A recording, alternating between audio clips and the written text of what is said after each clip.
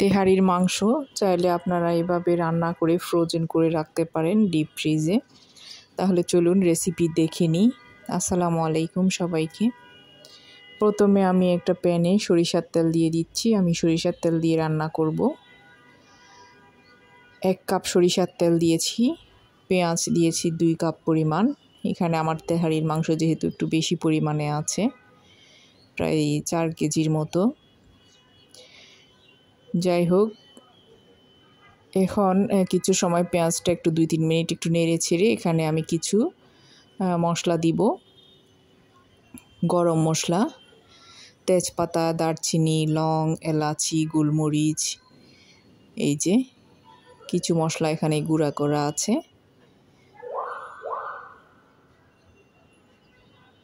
দিয়ে দিয়েছি।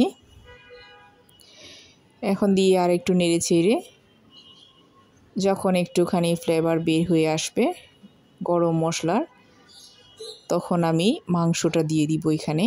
আমার মাংসটা যেহেতু ফ্রোজেন করা ছিল, ডিপ ফ্রিজে ধুয়ে রেখেছিলাম, একটুখানি শক্ত হয়ে আছে, সমস্যা হবে না।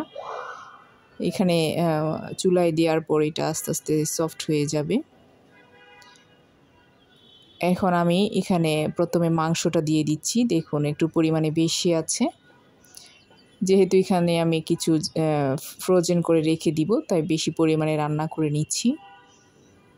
আপনারাও চাইলে এইভাবে রান্না করে বক্স করে করে ফ্রিজে রেখে দিতে পারেন। আর যদি তেহারি খেতে মন চায়, সাথে সাথে আপনারা নামিয়ে তেহারি রান্না করে খেতে পারেন। যাই হোক, আমি একটু মাংসটা নেড়ে ছেড়ে তারপর ঢাকনা দিয়ে রেখে দিব এইভাবে বেশ কিছু সময় মিডিয়াম হিটে, আস্তে আস্তে যাতে মাংস থেকে পানিটা বের হয়ে আসে আর মাংসটাও খুলে আসে, যেহেতু একটুখানি শক্ত হয়ে আছে। এই যে নেড়ে চেড়ে দিয়েছিলাম আমি অফ ক্যামেরায়, এখন আবার নেড়ে চেড়ে দিব।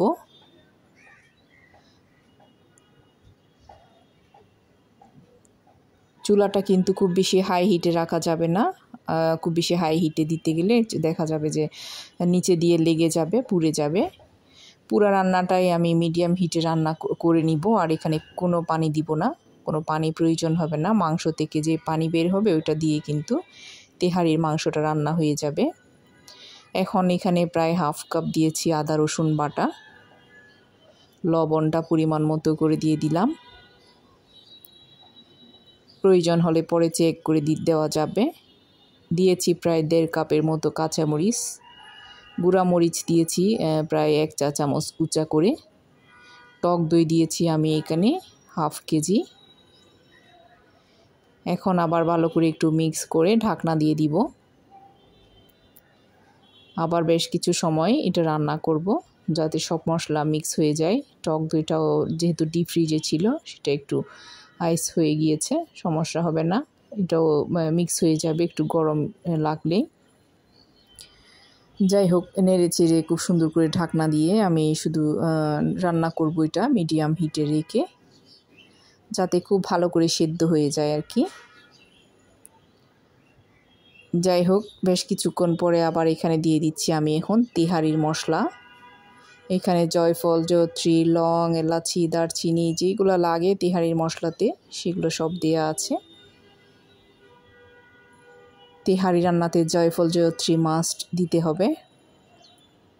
যাই হোক, এখান থেকে আমি 1 টেবিল চামচ দিয়ে দিয়েছি তেহারির মশলা। এখন আবার নেড়ে চেড়ে ঢাকনা দিয়ে দিচ্ছি, কিছু সময় আবার রান্না করব। আমি অফ ক্যামেরায় বেশ কয়েকবার নেড়ে চেড়ে দিয়েছি। এখন আবার 1 চা চামচ কুচা করে দিয়ে দিলাম আমি জিরা গুঁড়া। আবার একটু নেড়ে চেড়ে ঢাকনা দিয়ে রান্না করব। দেখুন অনেকগুলো পানি বের হয়ে এসেছে মাংস থেকে। এই মাংসের পানি দিয়ে আমি মাংস পুরোটা সিদ্ধ করে একদম পানিটা যখন টেনে আসবে আর তেলটা যখন ভেসে উঠবে, তখনই রান্নাটা আমার হয়ে যাবে। আমি অফ ক্যামেরায় নেড়ে ছেড়ে এভাবে ঢাকনা দিয়ে রান্না করতে থাকবো।